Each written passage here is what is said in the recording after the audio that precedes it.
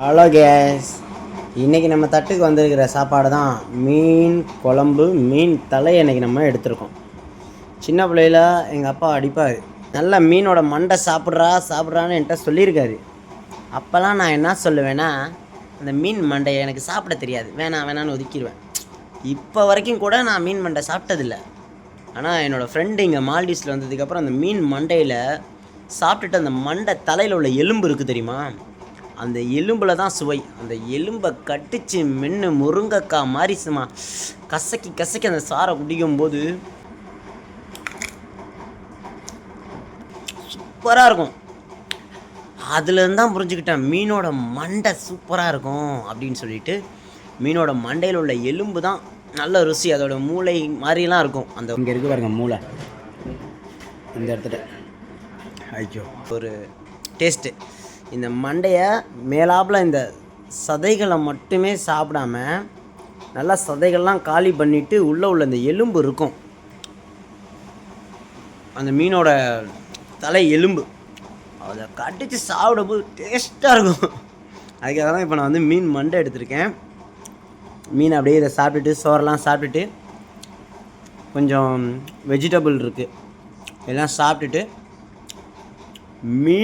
மீன் மண்டை பயலுகடா கொடூரமாக. நீங்கள் மீன் மண்டை சாப்பிட்ருக்கீங்களா? மீன் மண்டை உங்களுக்கு சாப்பிட தெரியுமா தெரியாதா அப்படின்றத ஒரு கமெண்டில் சொல்லுங்கள். நான் 29 வயசில் தான் இப்போ தான் மீன் மண்டை சாப்பிட கற்றுருக்கேன். சாப்பிட்டுட்டு இருக்கும்போது இந்த கண்ணை நோண்டணும், இந்த கண்ணை எடுத்து அப்படியே சாப்பிடணும். மாவு மாதிரி கரையும், அதுக்கப்புறம் உருண்டையாக ஒன்று வரும். இதையும் கடிச்சு திங்கிறதுலாம் ஆள் இருக்காங்க, அதை அப்படியே வெளியில் போட்டுடலாம். இந்த எலும்பு, உடல் எலும்பு தலை மேலே இருக்கும், இந்த கண்ணுக்கு மேலே இந்த எலும்பை போட்டு நொறுக்கணும். இந்த எலும்பை கடிச்சு இதை தான் ஒதுக்கக்கூடாது.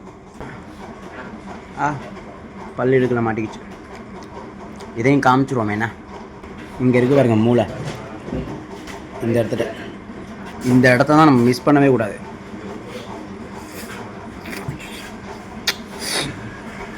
ஆட்டு கால் உரிகிற மாதிரி அப்படி பயங்கரமாக உரியணும்.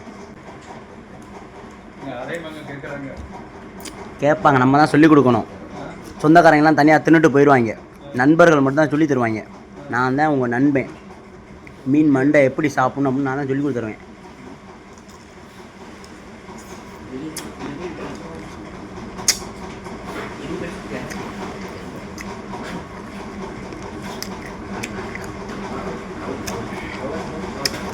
எனக்கே என்னோட நண்பர் தான் சொல்லி கொடுத்தாரு, அதனால தான் நான் உங்களுக்கு சொல்லித்தரேன். மீன் மண்டை ஃபுல்லாக சாப்பிட்ருங்க. ஓகே மக்களே, இதுக்கு மேலே போவேன்னு நினைக்கிறேன். நன்றி. ரொம்ப பெருமையாக இருக்க. பாய்.